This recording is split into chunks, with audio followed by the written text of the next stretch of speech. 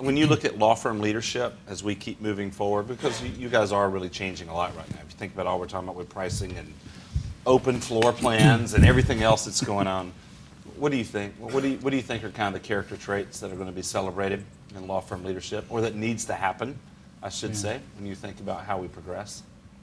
For me, I think it's the ability to inspire a great team. I don't think it's so much about the individual themselves, because the pace of change in the legal industry is so great, and the complexity of the work that is performed and the support service that required really requires a recognition of a kind of multidisciplinary approach to that, and the leaders need tireless energy. And I think the other thing I would say, if there's a third one, would be access to the very best and quickest market intelligence.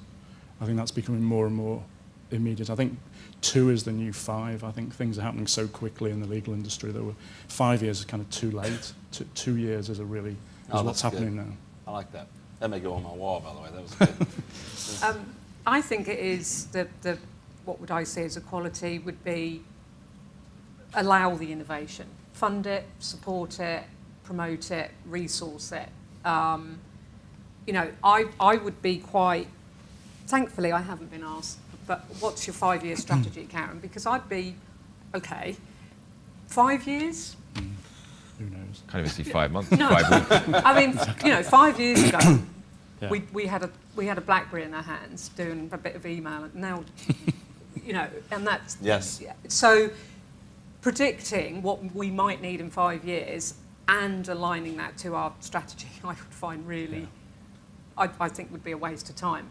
So to me, you know, the leadership is accepting that you've got to be a lot more agile. You've got to be in the moment rather than trying to plan for a world that none of us are really sure. You're still going to have to answer the crystal ball question last, so just be prepared. No, but so that's, I think as a characteristic, I mean, energy is a superb answer, because ultimately great leaders have great energy and can, you know, each new day they can get themselves out of bed with the same energy they had yesterday, somehow.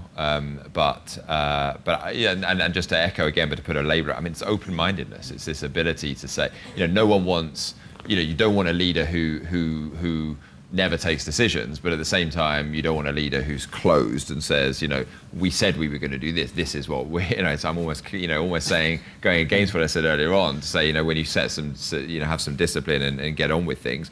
But at the same time, you know, there's the contradiction in leadership. You've also got to be constantly stepping back and thinking, well, actually, maybe circumstances have changed. You know, it wasn't 6 days ago we made the decision. It's not time to look now. But 6 months, 1 year, you know, are those conditions still the same as they were when we took that decision? Has something else changing? And if you've got a group of people who are just, you know, inwardly focused, not listening to what's going on around them, to their own employees, to whatever, then I think that's going to be a very difficult way to lead. So it's you know, it's a very difficult job leading a business. You know, leading a law firm's probably harder than most, actually.